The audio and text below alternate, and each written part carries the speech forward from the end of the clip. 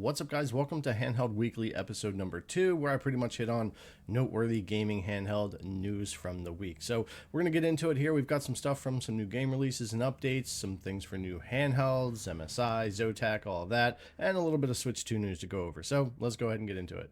All right, so starting with some of the smaller stuff here, we have some game updates and game releases here this week that I do want to talk about. Spider-Man 2 got its patch 9, and it came with Steam Deck specific performance updates. There's a new Steam Deck preset that's used. It uses dynamic scaling and all of that, but I covered all that in a video here on the channel. There's also other performance improvements, so if you've been wanting to jump back in and check out Spider-Man 2 on your Steam Deck, it might be the time to do that.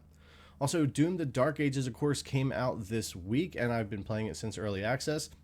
It's had its issues with performance. I think it's probably going to get better on the MSI Claw. It was okay, but it's had some oddities there. It was completely broken on the Ally X and the Legion Go and the regular Ally. Now, it's still not playable on the Legion Go with their driver, but ASUS pushed a driver yesterday at the time of making this video that fixed Doom: The Dark Ages on the Ally devices, and I covered that in a video yesterday if you want to see that. The other thing is the Precinct. This is a smaller game that I have been waiting a while to come out. It's kind of like an isometric, over-the-top, think older GTA, but on the side of cops, and I covered its performance on the Steam Deck.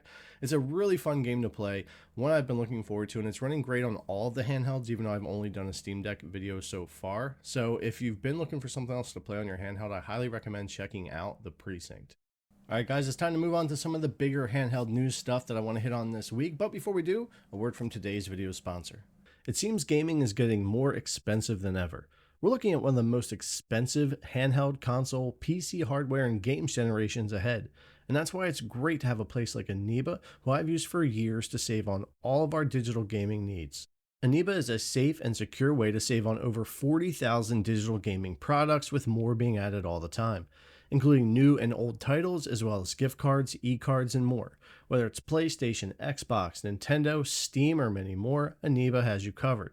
Need a Windows key? Yep, they've got you covered there as well. Simply make your free Eneba account, pick the game or digital product you want to buy, and add it to your cart for checkout. Eneba offers various safe and secure ways to pay for your purchase to make it as easy as possible. If you should run into any issues, Eneba does offer 24/7 live support to resolve any issues with your purchases. So why pay more for gaming than you have to? Whether you're a PC or console gamer, Eneba has you covered. Pretty much anything you need for your digital gaming life. I've used Eneba for years, and if you're interested in saving on some gaming, please use the links in the description below to check them out. So we had a couple more things from MSI come out this week regarding their Claw, both the 8-inch and 7-inch models.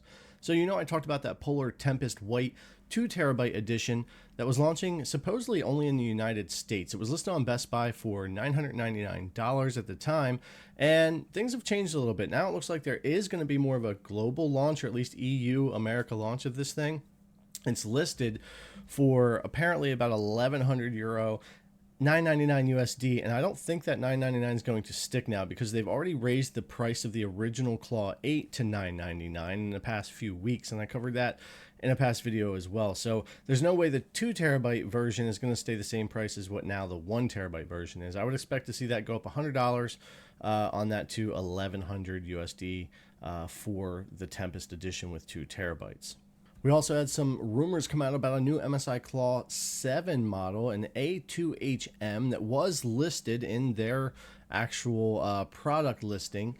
And this could be anything. It could be the rumored AMD chip variant, or it could be the 200H Intel variant, and there's a refresh of the Core Ultra. So it's really hard to tell what this particular model is supposed to be. It was certified back in February here this year in 2025, and typically 4 or 5 months later, these things have been coming out. So this could be something that we're seeing come out this summer, but not quite sure what this variant is going to be yet. A lot of people are thinking it's another version of the Intel, but we'll see what they do there. Now, next up, Zotac announced the Zone 2, another prototype, this time a Linux version that they're going to show off at Computex 2025. Now, the last one of these we saw was the prototype for the Windows version at CES 2025. OLED screen, 32 gigabytes of RAM, Windows, all that. This time it's basically the same thing, but with a Linux version showing. Now, their original Zone 1 came out pretty late last year and with lower specs, and it didn't do very well. I hope they're going to get this one out sooner rather than later. Continuing to come with these prototypes is a little concerning as to when they're actually going to launch these with that HX370 that they're talking about. And with the OLED screen and that chip and everything they're putting in here, I'm looking at a console that's probably going to be quite expensive at that 1100, 1300, 1400 range, depending on what Zotac does there. So we'll see what they do. A lot of these more expensive handhelds are not going to land well in the mainstream market and are going to be kind of hard to sell. I still think the $300 to $500 range is mainstream pricing if you're wanting to really be able to move units, but of course the pricing of everything is up. And our final bit of gaming news here for the PC handheld part is going to be the first Japanese gaming handheld. This was revealed with dual USB 4, 120 hertz display. Not a lot about specs. It'll be a 50 watt hour battery supposedly with a recent AMD Ryzen APU. So yeah, it'll be interesting to see what they come up with here. A lot of people comparing it to the ROG Ally X, and that's kind of similar, but it's got its own look, and depending on how you're looking at it, those grips are more shaped like a Legion Go, even though they're not removable. So hopefully it's a comfortable device. But yeah, the first Japanese handheld being manufactured in Japan being revealed here. So we'll keep an eye on this one and see how the Tenchu, I'm not sure how to pronounce that, Luna is going to do. And finally, let's hit on some Switch 2 items for this week. And this one I thought was pretty cool. They put out a trailer for Hogwarts Legacy comparing the original Switch 1 edition to the Switch 2 edition. I've been playing through the Switch 1 edition a little bit, getting ready for comparison videos I'll do here on the channel when the device comes out, but there's definitely major differences there and upgrades, which are great to see. The other cool thing is here, if you do own Hogwarts Legacy on your Nintendo Switch for $10, you'll be able to upgrade that to the Nintendo Switch 2 edition, or for $15 on the store it shows the Deluxe edition upgrade. So that's really fair, really nice that you'll be able to just do that with those games. Now, free updates are always better, and I like that, but if the upgrades are this massive and it looks that great, I certainly don't mind dropping a $10 or $15 on getting that kind of Switch 2 edition, especially for Hogwarts Legacy. I think it's going to be an interesting one to check out. So keep that in mind if you're wanting to play through this game much better than you did originally, or maybe you quit on your Switch 1, you'll be able to pay for an upgrade and continue on.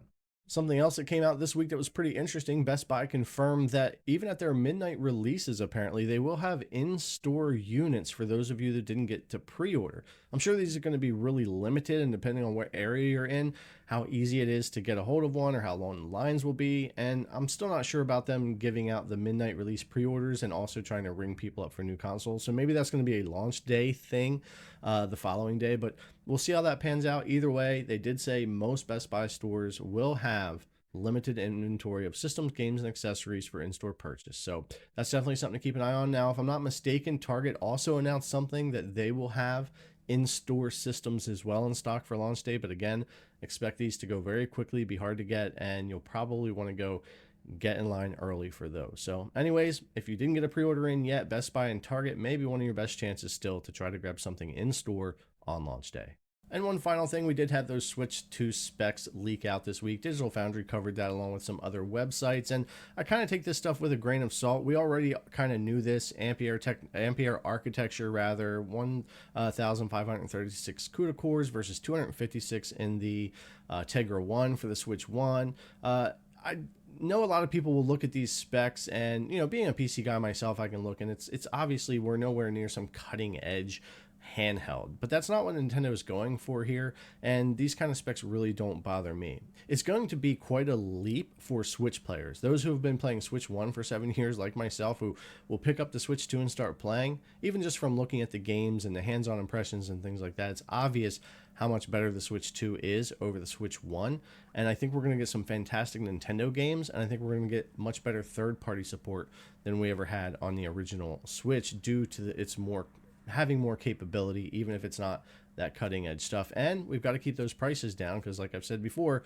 I still think that 300 to 500 range, even with prices going up, is still that mainstream area if you want to sell hundreds of thousands or millions of units. And one more thing, I actually almost missed this one. A new PlayStation handheld console could launch with the PS6, and Sony is reportedly working on it right now. There's a lot of articles out on this. Somehow, with all the news, I'm just now catching up to it, but it looks like a full blown portable console, not just a streaming device like the Portal, could be on the way here. Now, the leaker Heisenberg FX4 is usually more focused on Xbox leaks, but in a thread about the PlayStation Portal said a full blown PS handheld is coming. And that wouldn't really be that surprising. The Portal has actually been a successful accessory for the PlayStation 5 for Sony, and I actually used mine quite a bit. And they keep adding more and more ability for that thing to stream and make it even work without a PlayStation 5 at this point for a lot of games. But a lot of people are still clamoring for the full-on PlayStation handheld experience, and we already know, or pretty sure, that in 2027 Xbox is going to release a full-blown console and probably a handheld or dockable console handheld of their own.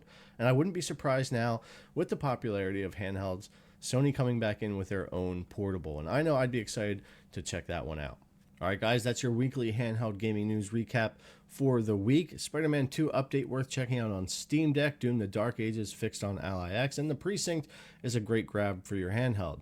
Keep an eye out for new MSI Claw models, that Zotac Zone 2 Linux prototype coming up, and of course the first Japanese handheld. And with the Switch 2 news, there's some stock hopes on launch day and some tech specs out there for you to check out, and potentially that PlayStation 6 portable coming in the future. So anyways, guys, as always, thanks a lot for coming to check out the video. I really appreciate it, and I'll see you in the next one.